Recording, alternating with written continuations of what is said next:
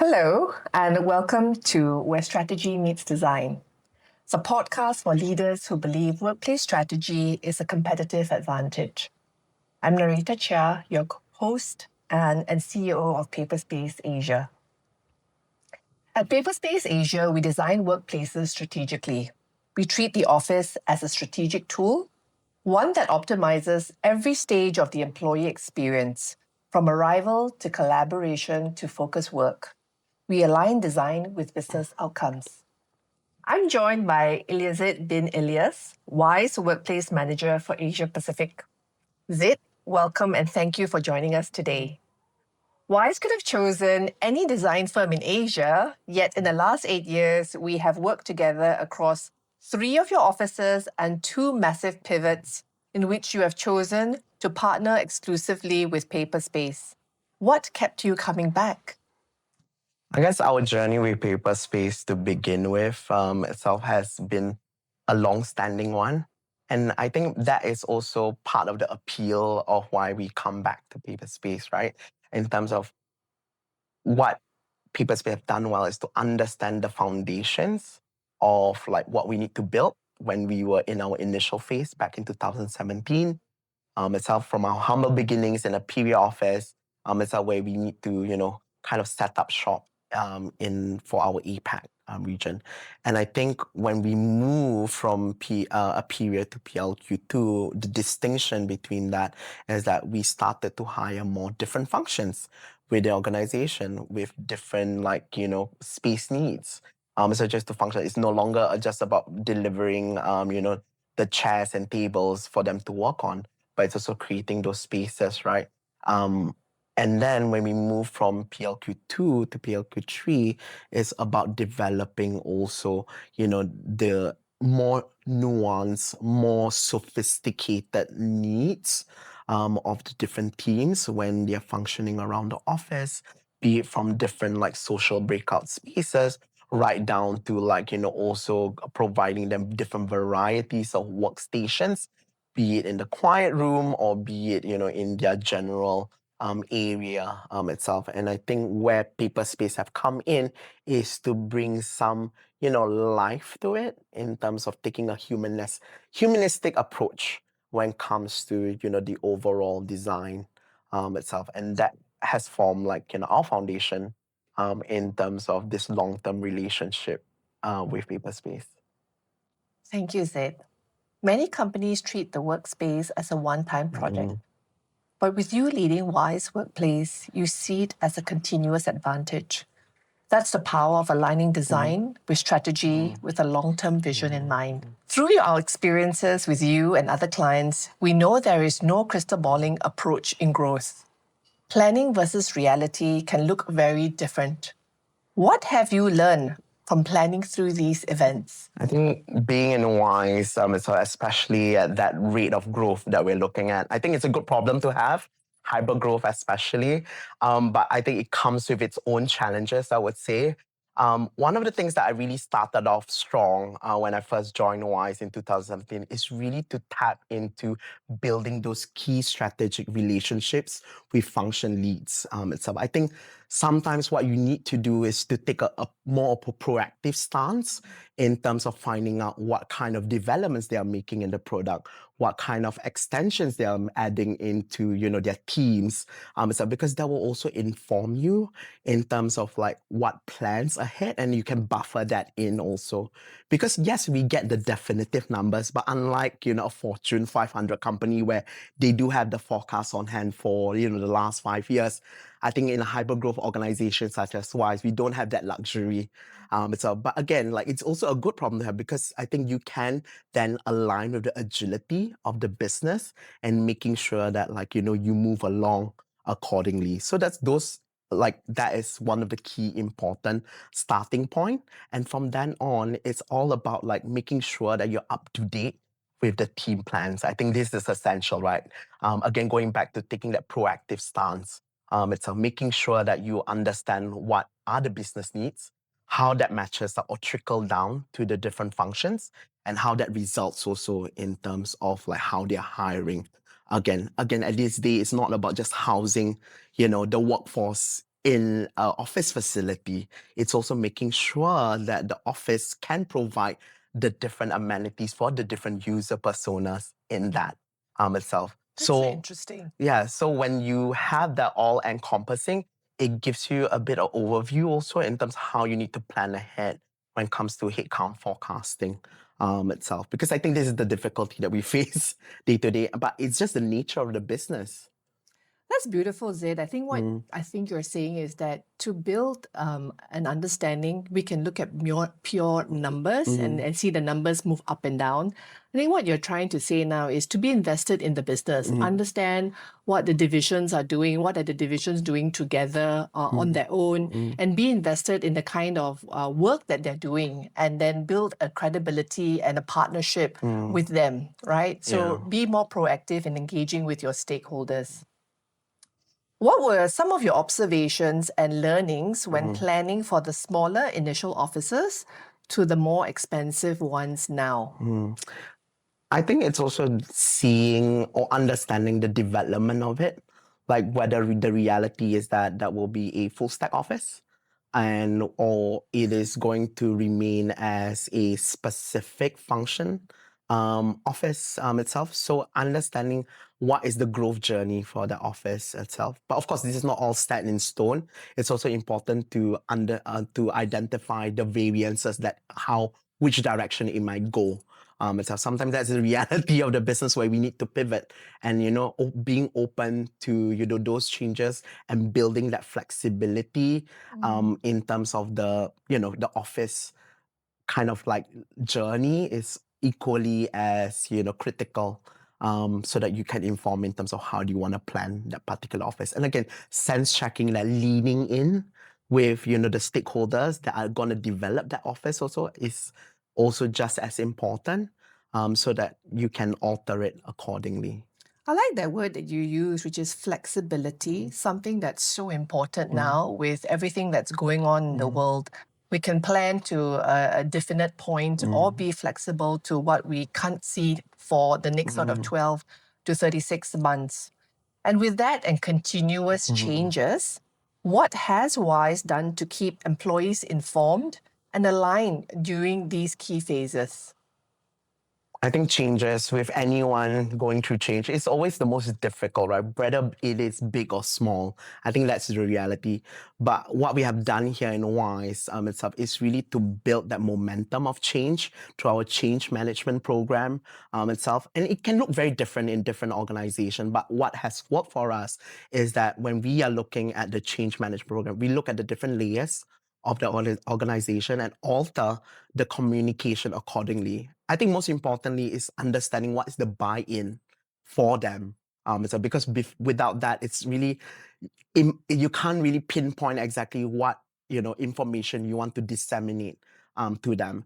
And once you understand that, it's also identifying certain key voices within the organization. And what we have looked into is appointing change champions that is able to kind of communicate across the different levels of the business. And when we are talking about it, it's not just about the leads, right? It's not about selecting the leads to do it, but it's also making sure that all the voices are heard across the business. It could be someone that is kind of on the CS, our customer support team itself, communicating to their team, or it could be someone that is of a different background, ethnicity also. So having this all-encompassing really inform us of what is important to communicate, and we use these change champions as a way to sense check whether our communication makes sense, our direction makes sense, and then that creates like a unity in terms of how we communicate. Especially we are hiring a diverse workforce, and that is only going to grow even so much more. We don't also use change champions just for that, for communication. We also invite the change champions when it comes to the design process also. I think, again, like making sure that like our office reflect the diversity of hires that we have, not only in terms of racially, in terms of ethnicity or background, but also in terms of like, neurodivergence, because that has been becoming a recurring topic also. So making sure that is being reflected in terms of the different amenities that we have within the office. That's beautiful. wonderful. And it sounds like looking at a project not just from the hardware aspect, the physicality, but bringing key influential people with you on the journey. Because if that's not understood, then communicated in a way that they understand their teams and merging it with your vision, how then would we get people excited? I think is how you summed it up beautifully.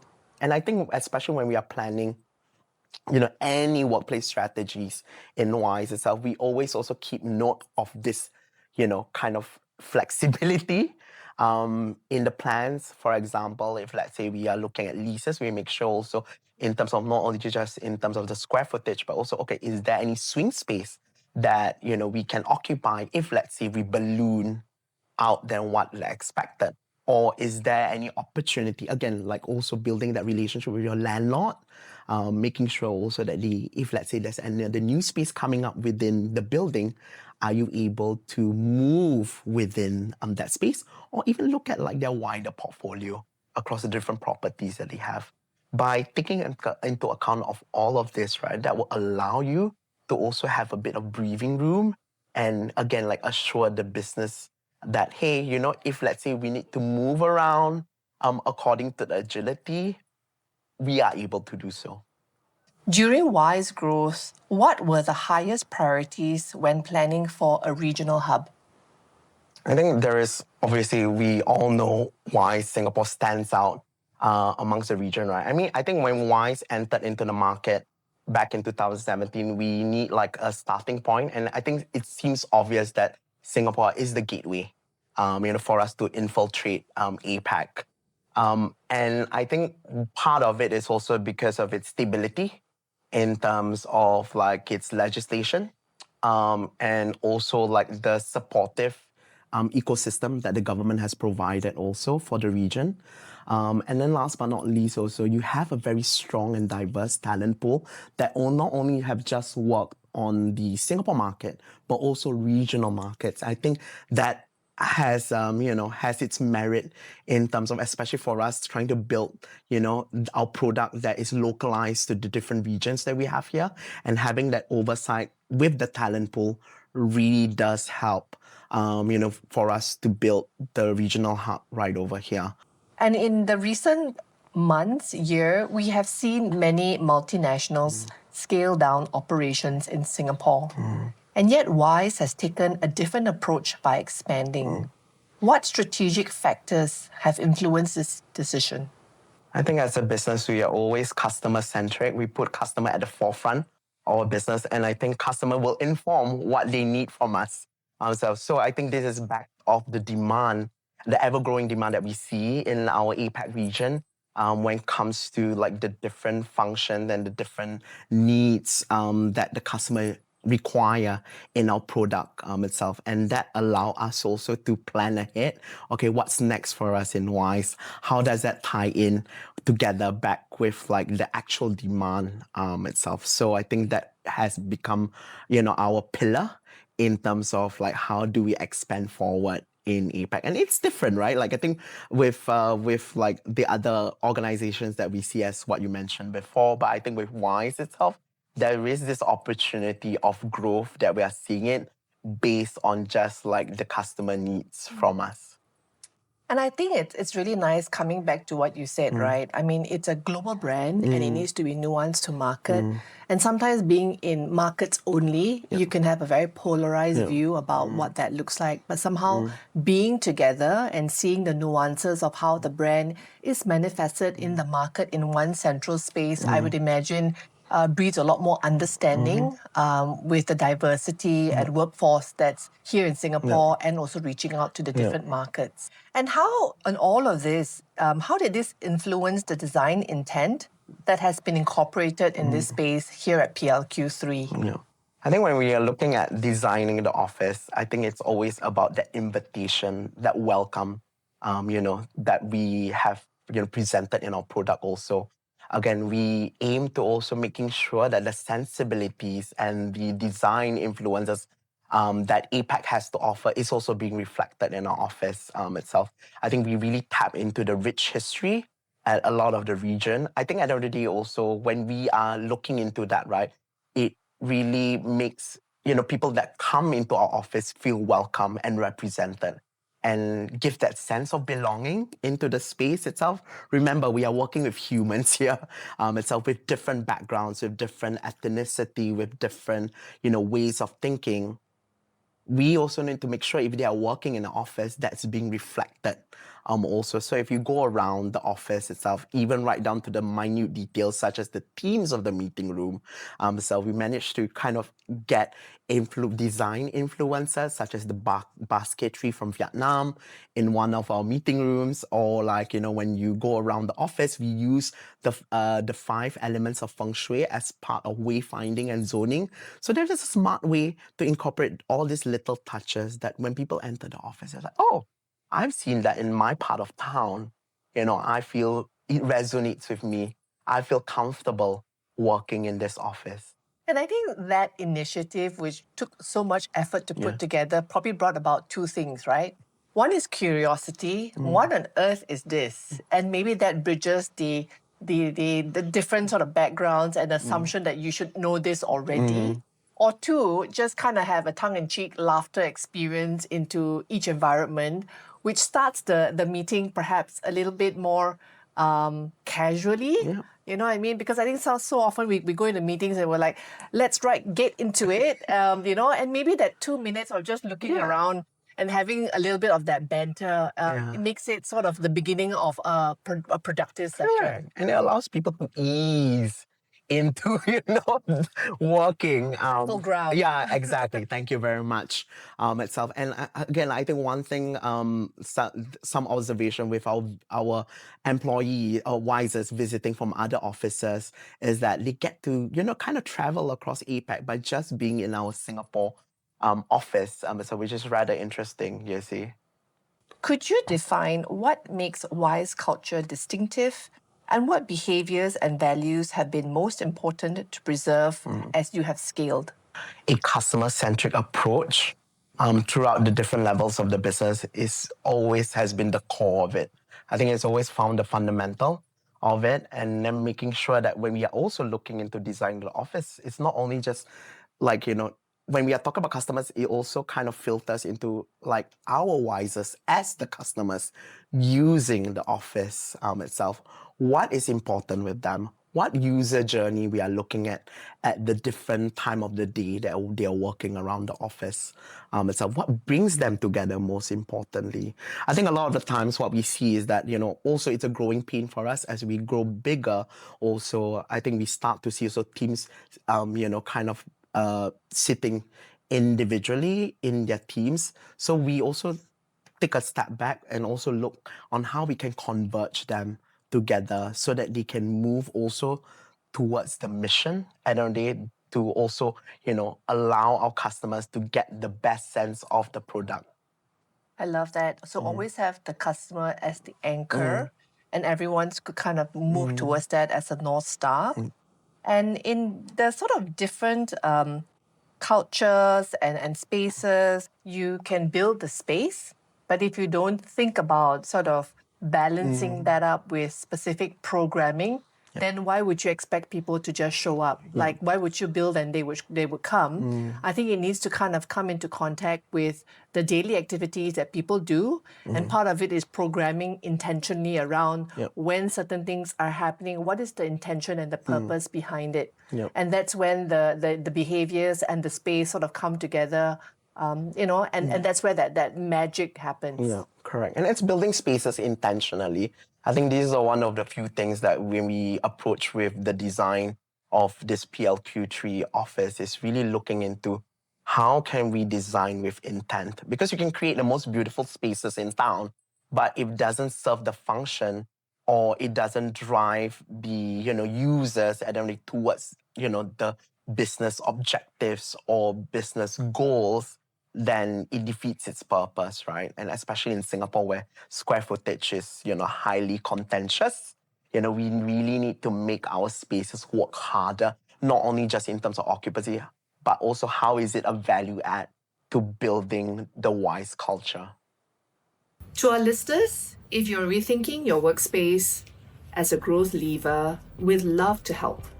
Contact us at www.paperspace.asia and subscribe to the show for more insights with our clients.